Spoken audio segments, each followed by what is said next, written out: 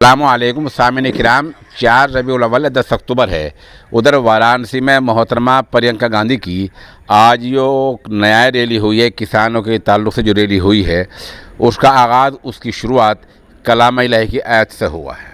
इसमें कोई हर्ज नहीं है, ये हिंदुस्तान है। यहाँ रामायण से, महाभारत से, यजुर्वेद से, वेद से अगर कोई चीज़ शुरू हो सकती है, कोई रैली, तो उससे जो है वो कुरान शरीफ के आयत से भी शुरू हो सकती है। जो शुरू में हमने आपको वीडियो दिखाई है, ये वहीं की है, वाराणसी की, जहाँ एक कारी तिलावत कर रहे हैं और उसके बाद रैली की शुरुआत होती है।